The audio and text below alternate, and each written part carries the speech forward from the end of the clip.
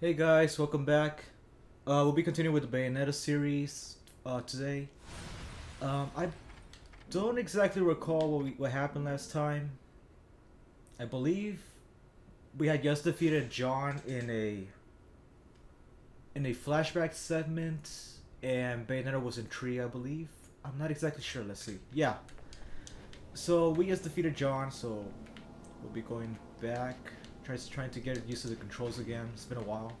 Well, it's only been like 2 days, but still. Now, there should have been some secrets here, but I believe I already got them. So there really won't be that much to show right now. Alright. Another cutscene.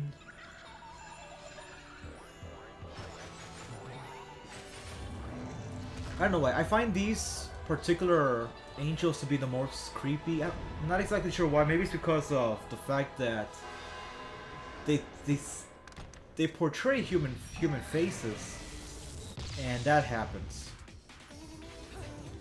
If you haven't guessed by now, the angels here are not exactly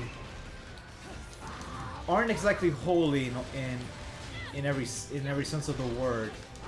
They could be just as bad as demons, except that they prefer to they seem to embody light more than the dark. Oh boy, I need to get used to these controls again real quick. What weapon am I using? Oh right, the standard Scarborough Fair guns, I believe. Okay. Yeah, it's gonna be kind of difficult to get used to these controls again, to this particular weapon, but I'm sure I'll be fine. Now, as I was saying, these angels themselves, as you can see, they're kind of like monsters. So the lore isn't exactly all good in it's not good versus evil. And even though we're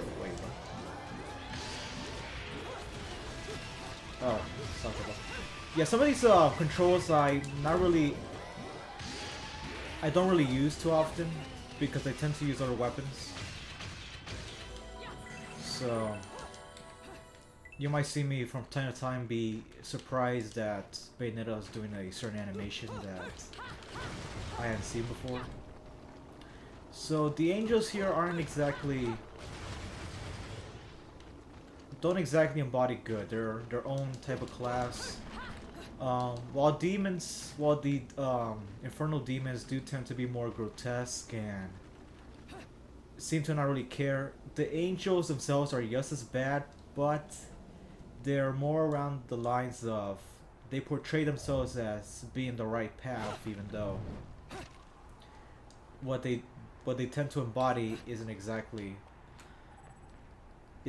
virtuous. As you can see, some of these angels, despite their names, like I haven't showcased the book, which whoops, wrong. Wait, yeah, it's the right one. So this one explains some of the names of the angels that we confronted so far, such as these. So at some point I might make a separate video reading out the descriptions of these, but I'll just show one.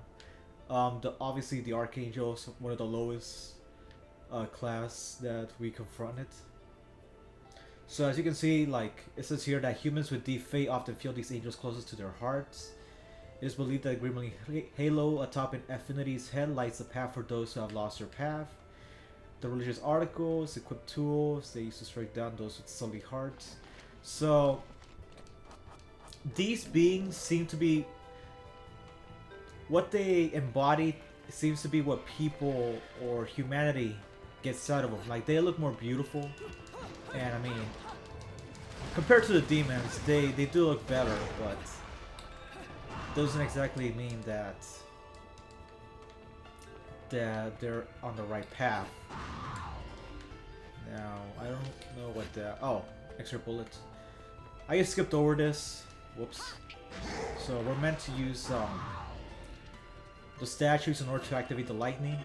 Now, the lightning strikes us, and I'm using Witch Time at the... right before it strikes me, so I can activate Witch Time. So the doors will open, but which time activated, the doors don't automatically close. They're in slow motion. Although if you're too slow, it will still close on you. So make sure that you're fast enough. Now we're at Vigrid, but in the streets. So we were basically in the ruins this entire time. Kind of weird, to be honest, if you consider the fact. Now, had this been a new playthrough, you would have seen me getting these notebook charts. See, this is the hierarchy of Laguna, Infernal Demons. However, we would have found scraps of Antonio's notebook where we would have basically read a little bit about the history. Again, I might do a separate video on this. However, well, I guess well, yeah, maybe I'll do a separate video just because it feels kind of cheap holding it, basically not really grabbing them, and I might accidentally say something beyond what the notebook says. But basically, all these passageways are inaccessible to regular people. So I'm not exactly sure what people see here. It might just be to them a regular wall, to be honest, because when we went through there, you can see streets, and unless those are just inaccessible from another side by the people, I highly doubt that they would have gotten used to the idea of these majestic walls just basically prohibiting them from going anywhere. Although they did say it was like a secret. It might have been like a secret area by the Umbra Witches, so you never know. There might be seals around the buildings prohibiting them, but they really don't explain much about that. So let's proceed. Oh, yeah. Gotta get the camera correct.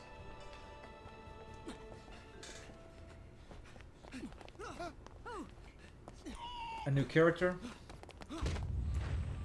He seems to have the clothes of the religious sects, the people that committed the mass genocide.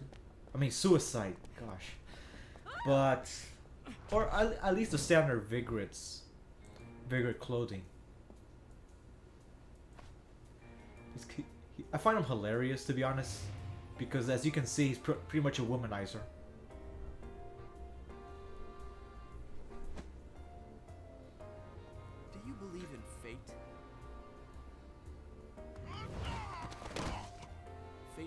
Here together, it will never tear us apart.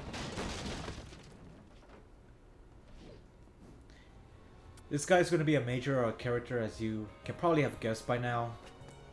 But I personally like his personality. Although he is filled with, you know, your standard defects in every person. Basically, what he's trying to accomplish has basically clouded his mind towards an issue that he's about to describe in this scene. Sayonara.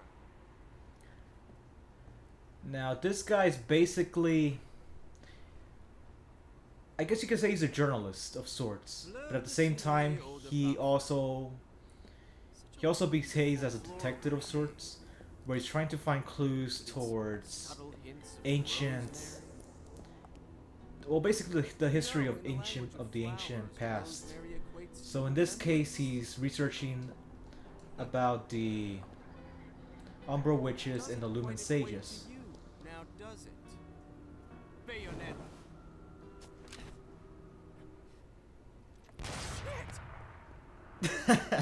Stop that! Now, we can clearly see that where Bayonetta is. However, the reason that he's behaving that way is because he's still a human. He cannot actually see Bayonetta while she's in Purgatorio.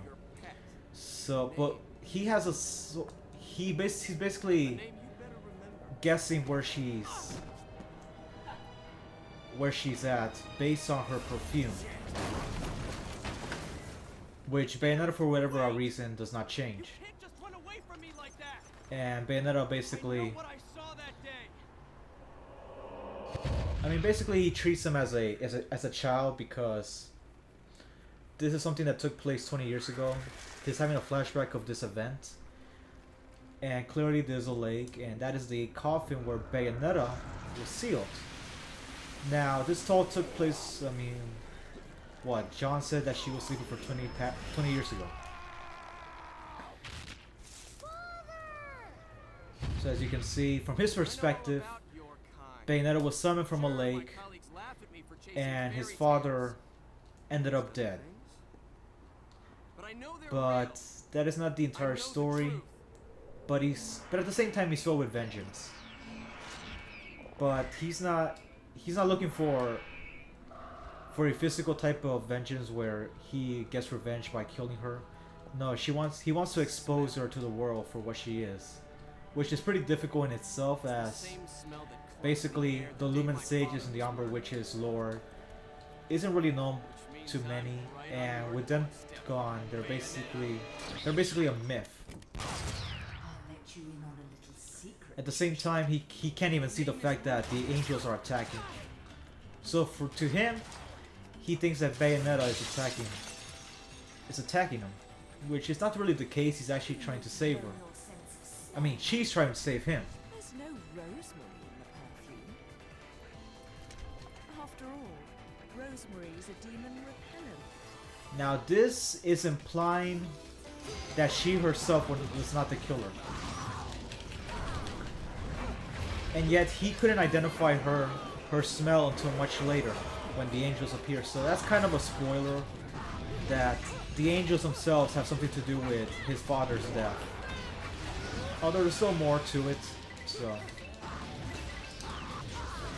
Now, these are some pretty tough enemies. Well, to be honest, these enemies aren't really that strong alone. However, it is when they tend to come in large numbers, and they don't die by 3 hits. You have to actually focus extensively on damaging one, or else they tend to regroup, and it's pretty much a pain. Now I'll be taking one of his items. Certain items I don't tend to pick up, such as the staffs, because as you can see, I'm pressing different buttons, but I cannot use my own weapons, so I have to take into consideration what I'm using. This is the only ability with the guns that I can use while wielding an enemy's weapon. But, so, again, guns seem to be overpowered. However, these are not the strongest guns, although they are possibly the fastest, or at least the second fastest, because the Bazillions, I believe, are much faster. They have a bigger range.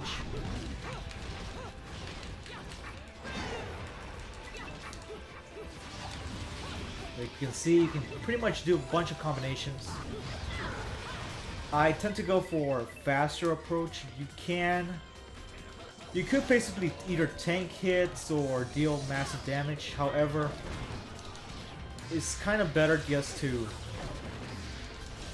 be versatile in your approach, because you have to be prepared for any sort of enemy.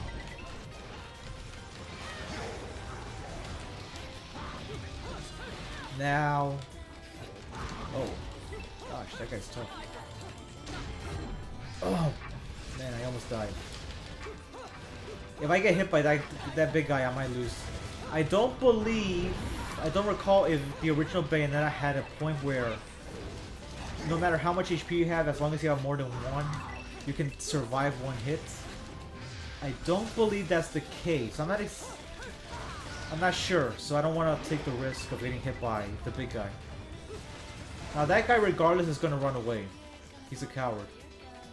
And even with other weapons, I don't believe I could have been able to defeat him.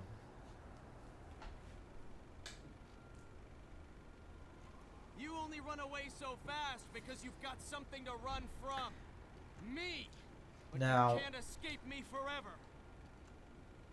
I always found it bizarre that even though Bayonetta's actions and the angels' conflicts do leave a scar on the streets themselves, that people don't really take notice. So I guess in this universe, people have kind of gotten accustomed to the fact that there are supernatural things, or at least maybe the fact that this place is superstitious, It is close to Paradiso. So now I'm pretty sure I could get one particular weapon here. I already have it. So I will be switching my items to that weapon. Actually, wait.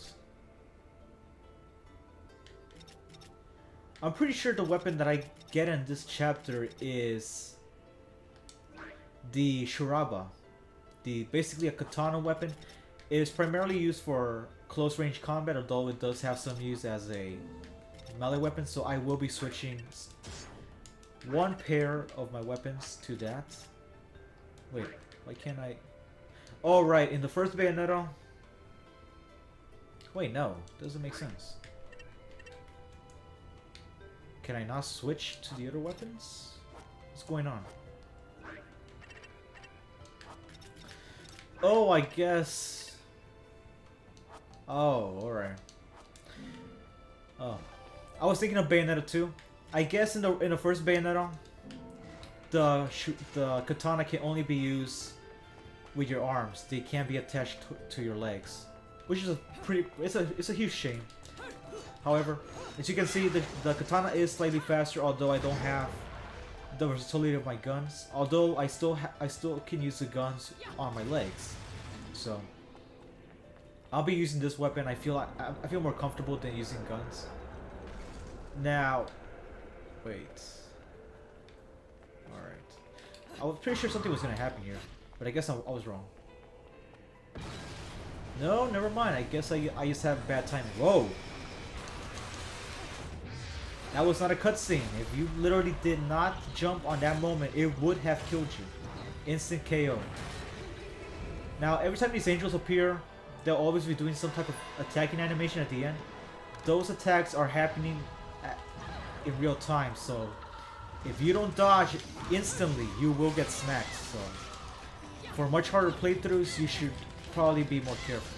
Now, these guys, I find them annoying. You know what? I should not have changed into my katanas. Yes, yeah. Now these guys you can grab. In which time you do not get hit by the fire. However, the moment it ends, you will take damage. There we go.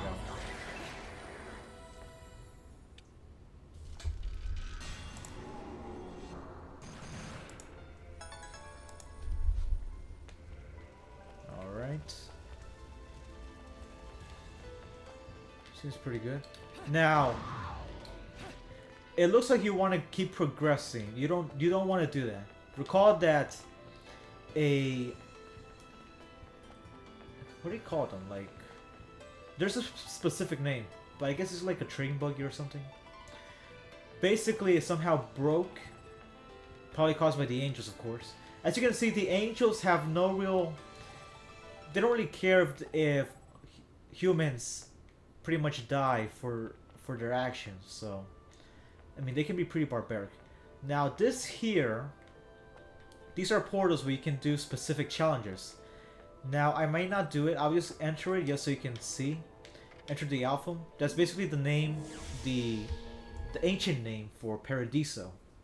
So I'll show off a little bit of Paradiso right now, although I don't really want to do the challenge right now because in hard mode it is difficult, and I believe I already did it.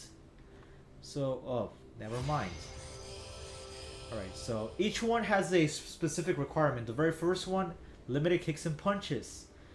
And they're basically separate. You can only attack, you can only use your kicks so many times, your punches so many times. You are expected to do this timed and to do it and to defeat all the angels. So if you fail, you're basically screwed. So as you can see, I can only do 14 punches and I can only do 12 kicks. And I believe I have a certain style, but as you can see, it's pretty much which time is crucial for here. As you can see, I already messed up. I already used a lot of my punches and kicks, so I don't think I'm going to be able to clear this challenge.